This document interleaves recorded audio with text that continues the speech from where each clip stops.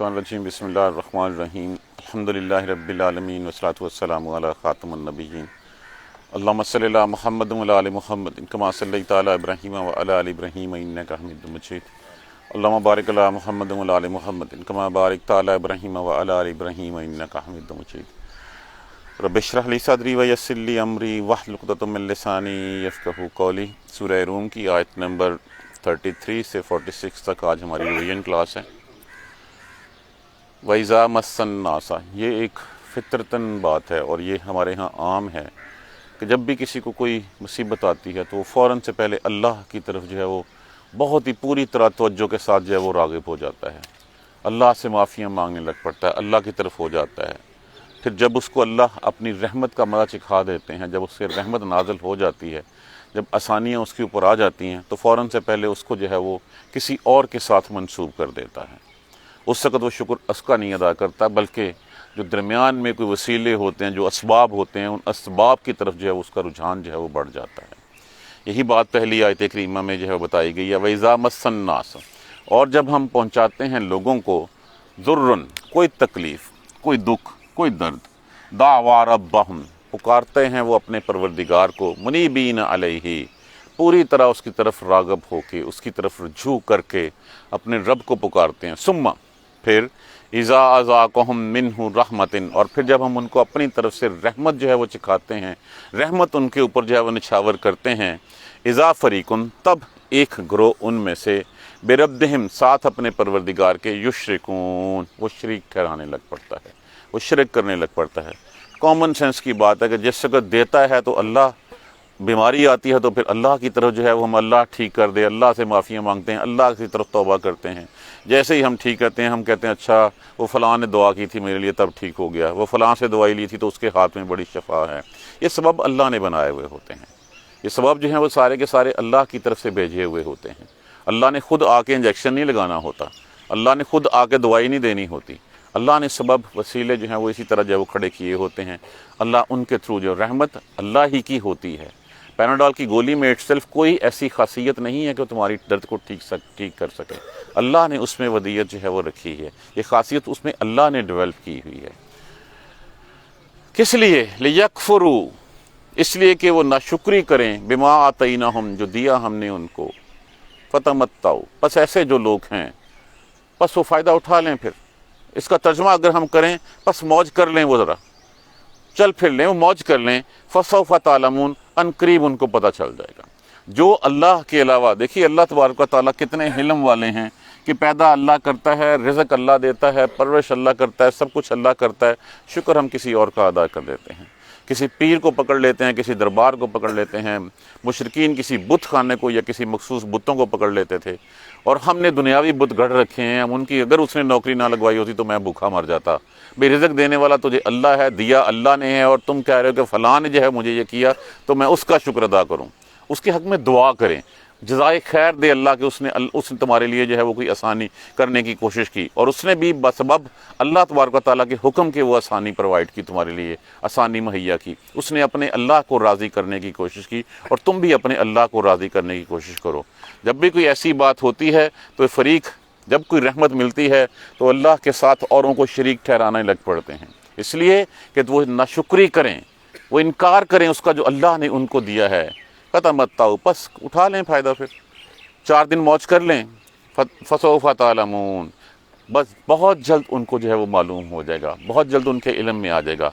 ام انزلنا، اب یہاں پہ اس کی بات کی وجہ پوچھی گئی ہے۔ ام انزلنا، کیا اتاری ہم نے، علیہم، ان کے اوپر، سلطانن، کوئی دلیل، کیا کوئی دلیل اتاری ہم نے، کوئی سند اتاری ہم نے؟ کہیں کتاب میں، قرآن میں یا کسی دوسری کتاب میں لکھا، کہیں کسی رسول نے بتایا کہ کیا ہم نے اتاری کوئی ایسی دلیل؟ فہوا یتکلم، پس وہ بتاتی ہے ان کو ساتھ اس کے، کانوا بہ یشرکون، کہ اس کے ساتھ شریک ٹھہرا لو۔ کوئی ایسی چیز ہے؟ جب نہیں ہے تو پھر ہم کیوں جو ہے وہ اس طرف راغب ہو جاتے ہیں؟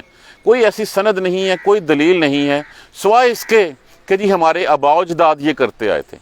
اب آباء و اجداد اگر کرتے آئے تھے تو ہمیں ان کے لیے صدقہ جاریہ بننا ہے، یا یہ کہ ہمیں ان کے لیے ان کے عذاب میں جو ہے وہ اضافے کا سبب بننا ہے؟ ہمیں تو یہ ہے کہ جو ہمارے والدین دنیا سے چلے گئے ان کی مغفرت کے لیے، ان کی بخشش کے لیے دعا کریں۔ اگر غلطی ایسے ہی سمجھ لیں کہ اگر میں نے کوئی غلطی کی تو کل کو میری بھی آل اولاد جو ہے اسی غلطی کو دہرائے گی تو الٹیمیٹلی اس کا نقصان مجھے ہوگا۔ تو بجائے اس کے کہ ہم جو ہے وہ اس غلطی کو دہرائیں، ہمیں چاہیے اس کو اپنی زندگیوں کے اوپر جو ہے وہ ریکٹیفائی کریں، تصحیح کریں، اور تصحیح کر کے جو صحیح راہ ہے، کون سی راہ ہے؟ وہی راہ ہے جو اللہ اور اس کے رسول کی راہ ہے۔ ہمارے لیے رول ماڈل رسول اللہ صلی اللہ علیہ وآلہ وسلم کی سیرت طیبہ ہے، ہمارے لیے جو ہے مینول وہ قرآن پاک ہے، حدیث نبوی ہے، اس کے علاوہ کسی کوئی چیز نہیں ہے، جیسے جو ہے چاہے کہ وہ اس کو میرے باپ نے ہی کیوں نہ بتایا ہوا ہو، چاہے وہ آباء اجداد سے آئی ہو، کہیں سے بھی آئی ہو، ہمارے لیے صرف قرآن اور سننا۔ جو صحابہ کرام کہا کرتے تھے نا یا رسول اللہ ہمارے ماں باپ آپ پہ قربان، تو اس کا مطلب یہی ہوتا ہے کہ ہم اپنے ماں باپ کی بات نہیں مانیں گے، ہم آپ کی بات مانیں گے۔ آپ دیکھ لیجئے کتنے صحابہ کرام تھے، اور صحابہ کرام کے جو والدین تھے وہ مشرک تھے، لیکن وہ صحابہ ابوبکر صدیق رضی اللہ تعالیٰ عنہ، اور اس طرح کتنے اور تھے۔ کیا اتاری ہم نے اس کے اوپر دلیل کہ وہ تمہیں بتاتی ہے کہ اس کے ساتھ شریک ٹھہراؤ؟ اور پھر وَإِذَا أَذَقْنَا النَّاسَ، اور جب ہم چکھاتے ہیں لوگوں کو رحمتاً اپنی رحمت، فَرِحُوا بِهَا، وہ اس کے اوپر اترانے لگتے ہیں، وہ خوش ہو جاتے ہیں اس کے اوپر، اترانے لگتے ہیں، اور کیا کہنے لگتے ہیں کہ میرا اللہ مجھ سے بڑا راضی ہے۔ اب چاہے اللہ نے وہ خوشی اس کو اس کا امتحان لینے کے لیے دی ہو، ہمارے ہاں یہ بڑی ہے کہ اگر کسی کے پاس 4 پیسے ہیں اور چاہے اس کی حرکتیں، وہ پیسے اس کے پاس جو ہے وہ رشتوں کے ذریعے آئیں، حرام مال اس نے کمایا ہو، لیکن وہ سمجھتا یہی ہے کہ دیکھو میرا اللہ مجھ سے کتنا راضی ہے، اور وہ اسی پیسے میں سے دے کے اپنا بوجھ، اپنے کندھوں کا گناہوں کا بوجھ کوئی کم کرنا چاہتا ہے، اسی حرام کے پیسوں سے پھر وہ عمرہ اور حج بھی کرتا ہے، اور پھر توقع رکھتا ہے کہ اس سے جو ہے وہ میرا یہ چیزیں جو ہے وہ قبول ہو جائیں گی۔ تو یہ کیسے ممکن ہے؟ دیکھیں کسی بھی چیز کا زیادہ دیا جانا، کسی بھی اسباب کا، چاہے وہ مال ہو، چاہے علم ہو، چاہے منصب ہو، وہ اللہ کی طرف سے امتحان ہوتا ہے۔ اللہ دیکھنا چاہتا ہے کہ میں اپنے بندے کو جو ہے وہ دیتا ہوں تو وہ کس طرح آگے اس کو خرچ کرتا ہے، کیا اس کے اوپر سام بن کے خود جو ہے وہ قبضہ کر لیتا ہے، یا یہ کہ جو راہ میں نے بتائی ہے اس راہ پہ چلنے کی کوشش کرتا ہے۔ دیکھیں جتنا زیادہ ثواب ہو اتنا زیادہ بندے کو فکر مند ہو جانا چاہیے، اس کی فکر کرنی چاہیے کہ اللہ مجھے سیدھی راہ دکھائے کہ میں اس کو اس طرح سے خرچ کر سکوں، اس طرح سے جو ہے وہ کر سکوں جس کا کرنے کا حکم مجھے میرے اللہ اور میرے رسول نے دیا ہے۔ اگر میں اس اسباب کو اس طرح خرید نہ کر سکا تو پھر یقین کیجئے کہ میں بددیانتی کا مرتکب ہوا ہوں، میں نے اللہ کی طرف سے دی گئی امانت میں خیانت کی ہے۔ تو اس خیانت سے بچنے کے لیے جتنے اسباب ہیں ان کو اللہ کی طرف سے امتحان سمجھیں، اور اس راہ میں اس کا جب وہ استعمال کریں جس راہ میں استعمال کرنے کا حکم دیا ہے۔ اگر کسی قاضی یا قاضی کے منصب کے اوپر فائز ہے تو پھر عدل کرنا ہی اس کا تقاضا ہے۔ اگر علم دیا ہے اللہ نے تو اس علم کو بانٹنا ہی اس کا یہ ہے وہ اس کا صحیح طریقہ ہے۔ مال دیا ہے تو مال تو کلیئرٹی کے ساتھ بار بار ہم پڑھ چکے ہیں کہ حق دو اپنے مسکینوں کو، حق دو اپنے رشتہ داروں کو، حق دو راستے کے مسافر کو، تو جو حق ہے ان کا وہ حق دو۔ وَإِذَا ذَقْنَا النَّاسَ رَحْمَةً، اور جب ہم چکھاتے ہیں اس کو اپنی رحمت، فَرِحُوا بِهَا، وہ اترانے لگتا ہے، خوش ہوتا ہے اس کے اوپر۔ وَإِن تُصِبْهُمْ سَيِّئَةٌ، اور اگر اس کو بیماری کوئی آ جاتی ہے، کوئی تکلیف آ جاتی ہے، کوئی مصیبت آ جاتی ہے، بِمَا قَدَّمَتْ أَيْدِيهِمْ، بسبب اس کے اپنی کمائی کے، اپنے ہاتھوں کے جو کرتوت اپنے ہیں۔ دیکھیے اللہ کبھی کسی پہ ظلم نہیں کرتا، جس کے اوپر بھی کوئی بیماری آتی ہے، جس نے کوئی تکلیف پہنچتی ہے، وہ اس کے اپنے اعمال کی وجہ سے آتی ہے۔ تو جہاں پہ اگر اس کو کوئی تکلیف ہوتی ہے، سیئتن کوئی برائی پہنچتی ہے، بما قدمت ایدیہم، بسبب اس کے اپنے ہاتھوں کی کمائی کے، اذا ہم یقنطون، تبھی وہ مایوس ہو جاتے ہیں، وہ شرک بکنے لگ پڑتے ہیں، دوسروں کے دروں پہ جا کے جو ہے وہ ماتھا ٹیکنا شروع کر دیتے ہیں، وہ اللہ سے نا امید ہو جاتے ہیں کہ اگر اللہ میرے اوپر رحم کرنے والا ہوتا تو پھر اللہ جو ہے مجھے اس مصیبت میں ڈالتا کیوں؟ حالانکہ یہ مصیبت بھی آزمائش ہوتی ہے۔ مومن کی قدر کیا ہے کہ مومن کو جب اللہ دیتا ہے تو وہ اس میں سے جو ہے وہ اس کے اوپر شکر ادا کرتا ہے، اللہ سے اجر پاتا ہے۔ جب اللہ اس سے لیتا ہے تو وہ صبر کرتا ہے، وہ تبھی بھی اللہ سے جو ہے وہ اللہ سے اجر پاتا ہے۔ اولم یرو، کیا نہیں دیکھتے وہ، ان اللہ ہے کہ بے شک اللہ یبسط الرزق لمن یشاء، وہ کشادہ کرتا ہے رزق لمن یشاء، جس کے لیے وہ چاہتا ہے، اور یقدر، اور وہ تنگ کر دیتا ہے۔ ان فی ذالک لآیات، یقیناً اس میں نشانیاں ہیں، لقوم یوقنون، ان لوگوں کے لیے جو اس بات پہ یقین رکھتے ہیں کہ ہاں رزق اللہ ہی کی من جانب اللہ ہے۔ دیکھیے اللہ کا رزق زیادہ دینا بھی اللہ کی نشانی ہے، اللہ کو پتہ ہے کہ کس کو کتنا میں نے دینا ہے، اور رزق تنگ کرنا بھی اللہ کی نشانی ہے۔ اللہ کو پتا کہ اگر اس کا میں نے رزق فراغ کر دیا تو یہ پٹڑی سے اتر جائے گا، یہ دوسری راہوں کی طرف چل پڑے گا۔ یہ اللہ کی حکمت ہے، یہ اللہ جس کو چاہتا ہے جتنا چاہتا ہے، اور یہ اس میں بھی نشانی ہے، لیکن نشانی اسی کے لیے ہے جس کا یقین اللہ کے اوپر ہے۔ جو اللہ کے اوپر یقین نہیں رکھتا، جو یہ سمجھتا ہے کہ میں بہت سیانہ ہوں، میں بہت کیپیبل ہوں، میرے پاس جو ہے وہ ڈگری ہے، میرے پاس ایکسپیرینس ہے، میں یہ سب کچھ کر رہا ہوں اور یہ میرا کمایا ہوا ہے، تو پھر یہ اس کا کمایا ہوا نہیں ہوتا۔ یہ تو اللہ کی دین ہے، اللہ جس کو چاہتا ہے۔ ہم نے دیکھا کتنے ان پڑھ لوگ بلینئرز جو ہے وہ بنے ہوئے ہوتے ہیں، اور کتنے پڑھے لکھے پی ایچ ڈی ڈاکٹر جو ہیں بیچارے جوتیاں گسا رہے ہوتے ہیں۔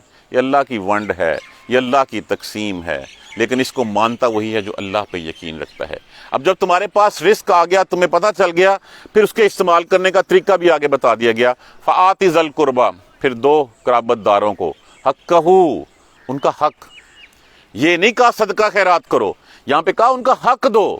تمہاری کمائی میں سے جو اللہ نے تمہیں دیا ہے، اللہ نے ان کا حق رکھا ہوا ہے اس میں، اس حق کو۔ وہ پوچھا نا کس سے، کہ وہ پوچھتے ہیں آپ سے، صلی اللہ علیہ وسلم سے سوال کیا کسی نے، کہ اس میں قرآن کے بحران میں آیت اتری کہ وہ پوچھتے ہیں آپ سے، سوال کرتے ہیں کیا خرچ کریں، تو فرمایا جو ضرورت سے زیادہ وہ خرچ کرنا۔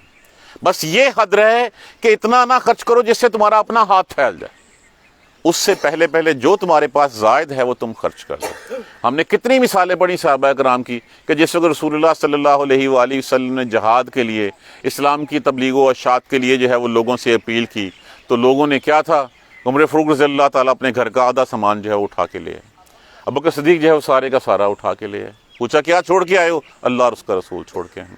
حضرت عثمان غنی کا واقعہ تو آپ نے سن رکھا ہوگا کہ جس وقت ایک غزوے کے لیے آپ صلی اللہ علیہ وسلم نے جو ہے وہ اپیل کی، تو انہوں نے کہا کہ 100 اونٹ بمائے، اس کے جاوے کلاجے سب چیزوں کے، تو آپ صلی اللہ علیہ وآلہ وسلم نے ایک سٹیپ نیچے اترے، پھر اپیل کی، پھر جو ہے وہ 100 اونٹ سارے ساز و سامان کے، ایک قدم اور ممبر سے نیچے تشریف لائے، پھر اپیل کی، پھر عثمان غنی نے کہا تو عثمان غنی کے بعد یہ کچھ نہ بھی کرے تو یہی بہت ہے اس کے لیے، رضی اللہ تعالیٰ عنہ۔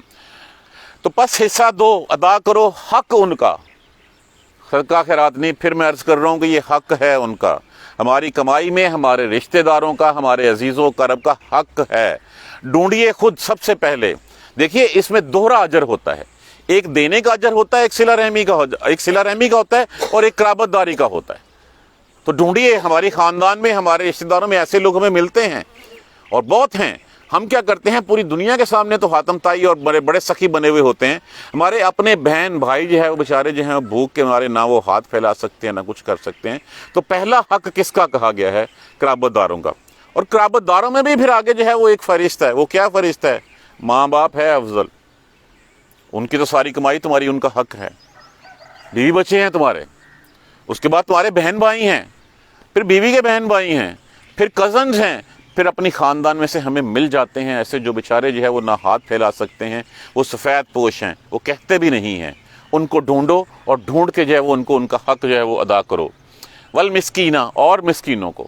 مسکین کی ڈیفینیشن کیا ہے؟ ہر وہ شخص جس کے حلال ذرائع آمدن سے اس کے اخراجات پورے نہ ہو رہا ہوں، وہ مسکین کی کیٹیگری میں فال کرتا ہے۔ اسی کو ہم سفید پوش کہتے ہیں کہ جس کی آمدنی اتنی نہیں ہوتی کہ وہ حق حلال سے جو ہے وہ اپنے اخراجات کو پورا کر سکے، تو اس کا بھی حق ہے، وہ سفید پوش ہے، وہ بھی ہاتھ نہیں پھیلاتا۔ اور پھر جب ان کو دو تو اس کے دینے کے بعد ان کا احسان مانو کہ انہوں نے تم سے لے لیا ہے۔ یہ مت کرو کہ تانو تشنیع کر کے بعد میں جب ان کی زندگی جیرن کر رکھو۔ جو تم نے دیا ہے اس کا بھی جو اللہ نے تمہیں دیا تھا، اللہ نے تمہارے اوپر احسان کیا تھا، وہ تمہاری نیکیاں بھی ضائع ہو جائیں گے۔ بعد میں تم کہتے ہو اچھا ہے تو وہی نا جو ہمارے ٹکڑوں پہ پلتے رہے ہو، جس کو ہم نے یہ کیا، تو یہ مت کرو۔ بلکہ اس حد تک فرمایا کہ جب مسکین یا کسی کو دو تو اس کی آنکھوں میں مت دیکھو، یہ نہ ہو کہ اس کی آنکھوں کا تشکر تمہیں غرور میں مبتلا کر دے۔ وابن السبیل، اور مسافر کو بھی۔ مسافر چاہے جتنا بھی ہو، جب وہ راہ میں ہوتا ہے تو ہو سکتا ہے کہ اس کے پاس پیسے کی کمی ہو، اس کے پاس کسی اور مسئلے ہو، اس کے لیے اپنا حصہ رکھو۔ ذالک خیر للذین، یہ بہتر ہے ان لوگوں کے لیے، یریدون، جو چاہتے ہیں، وجہ اللہ، اللہ کی خوشنودی، اللہ کی رضامندی جو چاہتے ہیں، ان کے لیے یہ بہت بہتر ہے۔ دیکھیے ہمیں ایک ایک چیز ہماری زندگی گزارنے کی جو ہے وہ بتائی جا رہی ہے۔ مال تمہارے پاس ہے، اس کو خرچ کیسے کرنا ہے۔ مال آتا کہاں سے ہے؟ اللہ کی رضا سے۔ اللہ جس کو چاہتا ہے زیادہ دیتا ہے، اللہ جس کو چاہتا ہے کم دیتا ہے۔ یہ بہتر ہے سارا جو اوپر بتایا گیا ہے ان لوگوں کے لیے جو اللہ کی خوشنودی چاہتے ہیں، اللہ کی رضامندی چاہتے ہیں، اور یقین جانیے جس کو اللہ کی رضامندی، اللہ کی خوشنودی مل گئی، اس کو دنیا میں اور آخرت میں کسی اور چیز کی ضرورت نہیں ہے۔ وَأُولَٰئِکَ هُمُ الْمُفْلِحُونَ، یہی وہ لوگ ہیں جو فلاح پانے والے ہیں، جو کامیاب لوگ ہیں۔ اب دیکھیں، ہر شخص کی سرشت میں، ہر شخص کی نیچر میں جو ہے وہ بچت کرنا رکھا ہوا ہوتا ہے۔ اب بچت دو طریقے سے ہو سکتی ہے۔ ایک تو کچھ لوگ کہتے ہیں کہ چلو ٹھیک ہے، اس پیسے کو جو ہے وہ کسی دوسرے کو دے دیتے ہیں سود کی مد میں، اور پیسے بھی ہمارے محفوظ رہیں گے اور سالانہ اس کے اوپر ہمیں کچھ نہ کچھ آمدن بھی جو ہے وہ آتی رہے گی۔ ایک وہ ہے بچت کا مصرف جہاں پہ خرچ کی جاتی ہے، اور دوسری اللہ کی راہ میں دی جاتی ہے۔ تو اللہ تبارک تعالیٰ نے ان دونوں انتہاؤں کو اس آیت کریمہ میں جو ہے وہ ہمارے سامنے لکھ کے بیان کر دیا۔ پہلی بات، وَآتَيْتُم مِّن رِبَا، اور جو تم دیتے ہو سود کے لیے، لِيَرْبُوا، تاکہ وہ بڑھ جائے، مِنْ فِي أَمْوَالِ النَّاسِ، لوگوں کے مال میں، فَلَا يَرْبُوا عِندَ اللَّهِ، اللہ کے ہاں نہیں بڑھتا۔ کہ تم نے تو دے دیا اور دیکھ دیا، تم تو گھر بیٹھ گئے آرام سے، لمبی تان کے سو گئے، تمہیں کوئی پرواہ نہیں ہے کہ وہاں سے جہاں دیا ہے اس کو پروفٹ ہوا ہے، اس کو نفع ہوا ہے، اس کو نقصان ہوا ہے، کیا کچھ نہیں ہے، تم نے اپنے پیسے واپس لینے۔ یہ ہر وہ چیز جو فکسیشن میں آ جاتی ہے وہ سود بن جاتی ہے۔ تو یہاں پہ پہلی بات تو یہی کہی گئی کہ جو تم دیتے ہو وہ بڑھاپری کے لیے لوگوں کے مال میں، پس اللہ کے ہاں وہ نہیں بڑھتا۔ وَمَا آتَيْتُم مِّن زَکَاةٍ، اور جو تم زکوٰۃ دیتے ہو، صدقہ خیرات کرتے ہو، تُرِیدُونَ وَجْهَ اللَّهِ، اللہ کی خوشنودی حاصل کرنے کے لیے تم اللہ کی خوشنودی چاہتے ہو، فَأُولَٰئِکَ هُمُ الْمُضْعِفُونَ، بس یہی ہے جو بڑھائی کرنے والے ہیں، جو اضافہ کرنے والے ہیں۔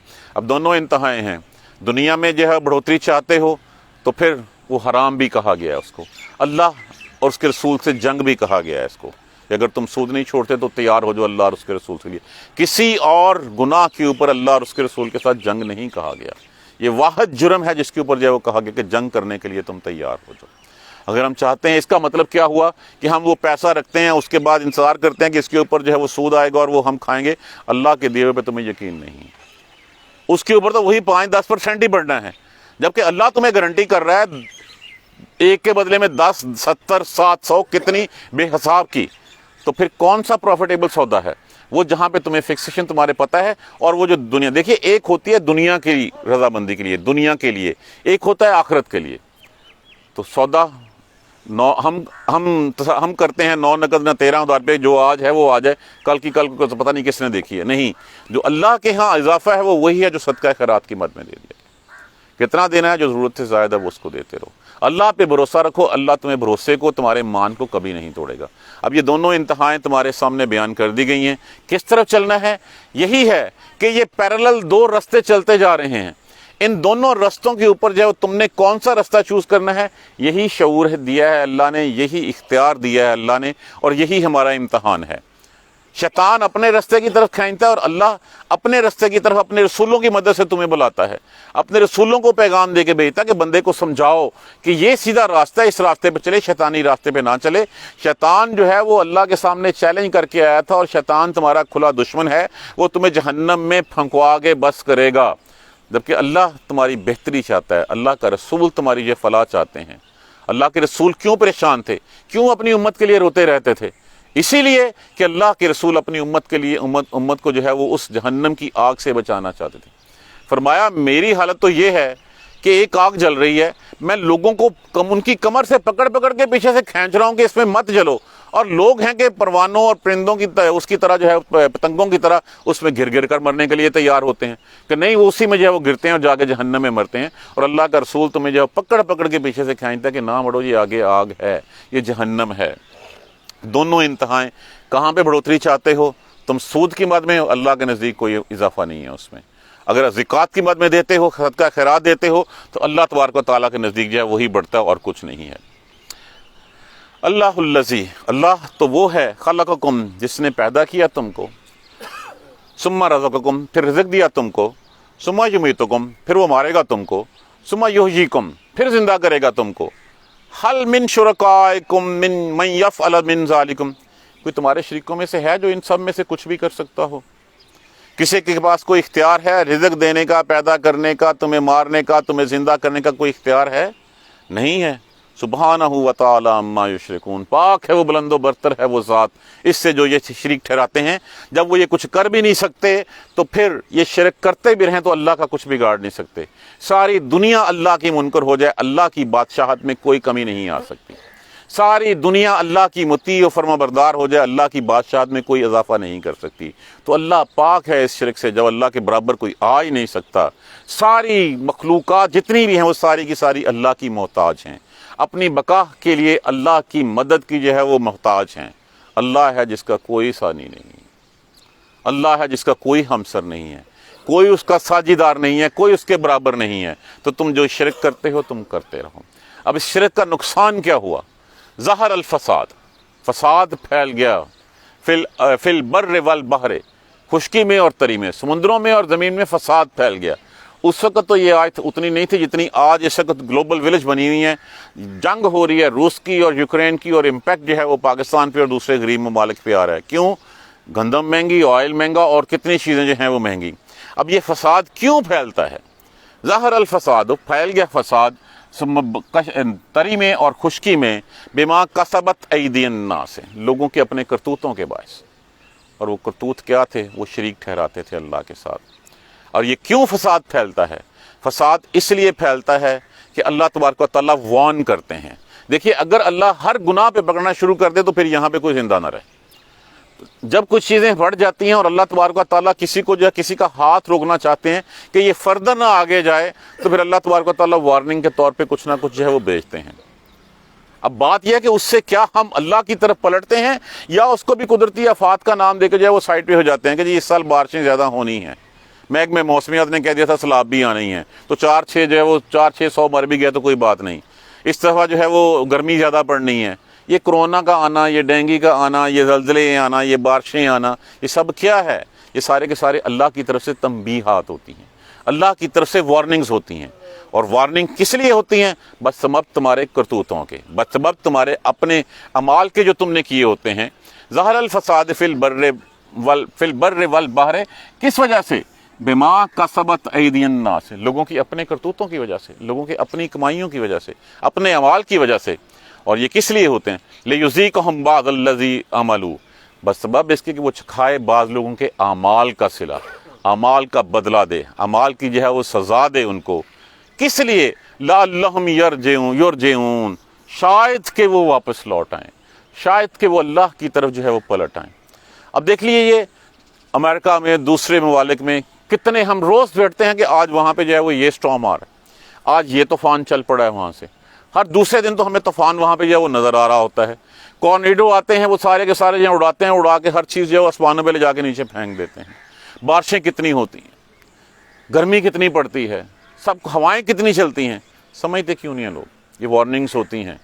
اگر وارننگز کے اوپر عمل نہیں کرو گے، اللہ کا کچھ نہیں بگڑے گا، تمہارے راستے کھوٹے ضرور ہو جائیں گے، تمہارے اپنے ان کے اعمال، تاکہ وہ لوٹ آئیں۔ کل سیروا فی الارض، کہہ دیجئے پھرو، چلو پھرو، سیر کرو زمین کی، فانظروا، پھر دیکھو، کیف کان عاقبۃ الذین من قبل، کیا انجام ہوا تم سے پہلے لوگوں کا۔ کیا کرتے تھے وہ؟ کان اکثرہم مشرکین، وہ مشرک تھے، وہ اللہ کے ساتھ شریک ٹھہراتے تھے۔ ان کا انجام جا کے دیکھ لو، وہ عاد و ثمود کی بستیاں دیکھ لو، وہ قوم لوط کا ڈوبا جانا جو ہے وہ دیکھ لو، قوم شعیب کا جو ہے وہ دیکھ لو۔ یہ بستیاں کھنڈرات، یہ تمہیں نشانیاں ہیں۔ جاؤ جا کے پھر اور دیکھو ان کا انجام کیا تھا، ان کا قصور کیا تھا، ان کا جرم کیا تھا۔ ان کا جرم تھا کہ وہ اللہ کے ساتھ شریک ٹھہراتے تھے، مشرک تھے وہ۔ دیکھیں مشرک ہونا کیا ہے؟ اللہ کی بات نہ مان کر کسی اور کی بات ماننا شرک ہے۔ اللہ نے ایک راستہ ڈٹرمن کر دیا، میں اس راستے کو چھوڑ کے اپنے نفس کی بات مانتا ہوں، یہ بھی شرک ہے۔ اللہ کی بات چھوڑ کے اپنی رشتہ داری، اپنی برادری، اپنی بیوی بچوں کی بات مانتا ہوں، یہ شرک ہے۔ اللہ کا بتایا ہوا راستہ چھوڑ کے میں وطن پرستی میں جاتا ہوں، وہ بھی شرک ہے۔ میں کسی شخصیت کی بات مانتا ہوں، وہ بھی شرک ہے۔ تو یہ لوگ شریک ٹھہراتے تھے اللہ کے ساتھ۔ ہم بھی جو ہے وہ بہت سارے کام ایسے جو ہے وہ کہتے ہیں ٹھیک ہے یار، وہ کیا کریں، بیوی بچے نہیں مان رہے۔ اچھا پھر اس میں سب سے بڑی کباہ جو آتی ہے نا، جب وہ کہتے ہیں یار بات تو آپ کی ٹھیک ہے لیکن یہ جو لیکن کا لفظ ہے نا، یہ لیکن کا لفظ بگاڑ پیدا کرتا ہے۔ وہ کہتے ہیں نا یہ ہاں بالکل ٹھیک کہہ رہے ہیں، پر کی کریے، یہ جو پر ہے، یہ مگر ہے، یہ لیکن ہے، یہ لیکن ہی جو ہے وہ فساد کی جڑ ہے۔ بھی جب بات تم سمجھ رہے ہو ٹھیک ہے تو پھر اس کے اوپر عمل کیوں نہیں کرتے؟ لیکن کا مطلب یہ ہے کہ تم اپنے آپ کو سپیریئر سمجھتے ہو، یا تم اللہ کے راستے کو رد کر کے اپنے راستے پہ، اپنا خود بتایا ہوا راستہ جو وہ اس راستے پہ چلنا چاہتے ہو۔ تو یہ جو لیکن ویکن کا ورڈ ہے نا، یہ کہہ دینا، یہ ہم بڑی آسانی سے کہہ دیتے ہیں جی بات تو آپ کی ٹھیک ہے پر کی کریے، لیکن ایسے نہیں ہو سکتا، لیکن میں یہ کیا کروں؟ تو یہاں سے بگاڑ کا راہ جو ہے وہ شروع ہو جاتا ہے۔ ہمیں اس بگاڑ، جہاں پہ اللہ اور اس کے رسول کی بات آ گئی، ہمارا سر خم ہو جانا چاہیے وہاں پہ، ہمیں وہاں پہ پھر سر اٹھانے کی اجازت نہیں ہے، ہم اپنی رائے نہیں دے سکتے، ہمارے لیے راہ جو ہے وہ ڈٹرمن کر دی گئی ہے، اس راہ پہ نہیں چلیں گے تو انجام دیکھ لیجئے کیا ہوا تھا، اور ان کا جرم کیا تھا، وہ مشرک تھے۔ اب جب سب کچھ ایسا ہو جائے پھر کیا کریں؟ فَأَقِمْ وَجْهَكَ لِلدِّينِ الْقَيِّمِ، پھر اپنا چہرہ، اپنا رخ اللہ کی طرف کر لو، اپنی سارے راستے اللہ کے در کی طرف جو ہے وہ لے چلو، اپنا سر اسی کے سامنے جھکا دو۔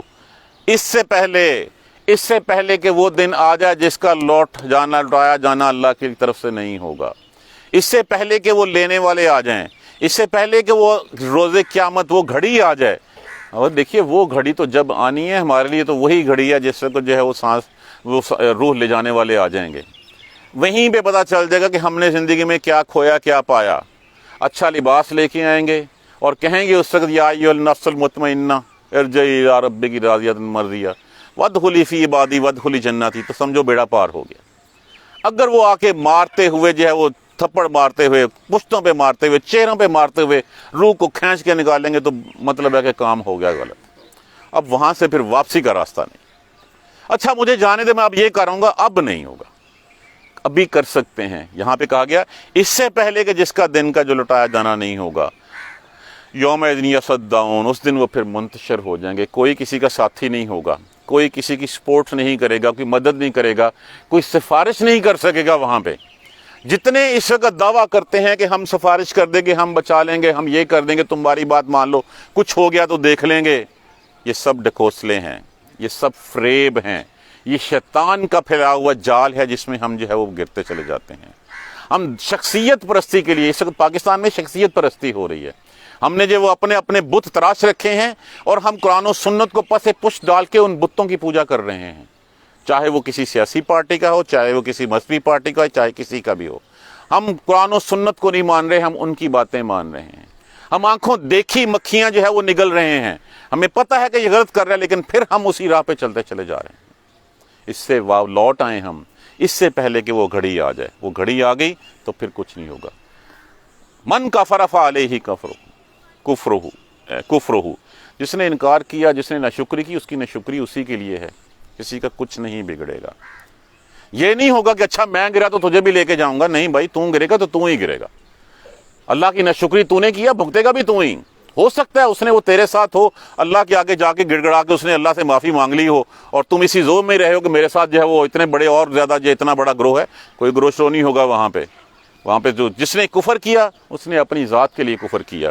ومن عمل صالحا، بس جس نے نیک اعمال کیے، فلانفسہم یمہدون، وہ اپنی ہی جنت کی راہ ہموار کر رہے ہیں، جنت میں اپنے بستر جو ہے وہ تیار کر رہے ہیں، جو نیک اعمال کر رہے ہیں، جو برے اعمال کر رہے ہیں وہ اپنے لیے کر رہے ہیں۔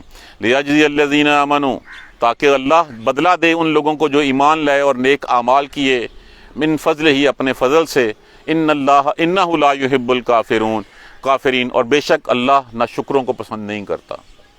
اللہ کا بگاڑ بھی کچھ نہیں سکتے، اللہ نے پسند بھی نہیں کرنا، تو پھر ناشکری کر کے کرنا کیا ہے ہم نے؟ یہی چند لمحات کی چند لمحات کی عیش ہے، چند لمحات کی لذت ہے جو ہمیں جو ہے وہ ہمارے اپنے اصل مقصد تھے، اصل مقام سے جو ہے وہ ہمیں دور کر دے گی۔ آگے سے جو ہے اللہ تبارک و تعالیٰ کی نشانیوں کا سلسلہ شروع ہو رہا ہے۔ امن آیاتہ ان یرسل الریاح، اور ہمارے اس کی نشانیوں میں سے یہ کہ بھیجا جانا ریاح، جہاں پہ جمع کا صیغہ آئے گا وہاں پہ ہمیشہ جو ہے وہ خوشخبری و دینے والی ہوں گی، وہاں پہ خوشگوار ہواؤں کا تذکرہ ہوگا، اللہ کی رحمت کا تذکرہ ہوگا۔ جہاں واحد آئے گی وہاں واحد جو ہے وہ پھر عذاب کے لیے، سزا کے لیے جو ہے وہ لفظ استعمال ہوگا، ریاح، اور اس کی نشانیوں میں سے کہ وہ ہوائیں بھیجتا ہے، مبشرات، خوشخبریاں سنا کر۔ کیا ایک خوشخبری آتی ہے، ٹھنڈی ہوا آئی ہے، دل ویسے ہی جو ہے وہ خوش ہو جاتا ہے کہ اب اللہ اپنی رحمت سے جو ہے وہ بارش بھیجے گا، وہ رحمت سے بارش بھیجے گا، یہ گھٹن ختم ہو جائے گی، بارش بھیجے گا، یہ زمین کی قحط سالی ختم ہو جائے گی، اور ہمارے لیے جو ہے وہ پھر اللہ تبارک و تعالیٰ اپنے رزق کے اسباب جو ہے وہ مہیا کرے گا۔ کس لیے بھیجتا ہے؟ وَلَيُذِيقُكُم مِّن رَحْمَتِهِ، تاکہ وہ اپنی رحمت تمہیں چکھائے، اپنی رحمت تم پہ نچھاور کرے۔ اور ایک کام اس کا یہ ہوتا ہے ہواؤں کا، وَلِتَجْرِي الْفُلْكُ بِأَمْرِهِ، اور وہ جاری کرتا ہے، چلتی ہیں کشتیاں اس کے حکم کے ساتھ۔ اب پہلے تو چلتی ہواؤں کے ساتھ تھی، اب کچھ انجن بن گئے ہیں، جنریٹر اور انجن کے ساتھ والے جہاز بن گئے، لیکن ابھی بھی موافق ہوائیں ہوں تو پھر جو ہے وہ سکسیسفل ہوتا ہے، مخالف ہوائیں ہوں تو پھر بہت زیادہ ریزسٹنس لیول جو ہے وہ بڑھ جاتا ہے۔ تو ہواؤں کے دو فائدے، ایک خوشخبریاں سنانے والی، ایک وہ کشتیاں جو اللہ کے حکم سے چلتی ہیں، وَلِتَبْتَغُوا مِن فَضْلِهِ، اور تاکہ تم تلاش کرو اللہ کا فضل، اور پھر تلاش کرو، اور پھر کیا ہے وَلَعَلَّكُمْ تَشْكُرُونَ، تم اس کا شکر ادا کرو۔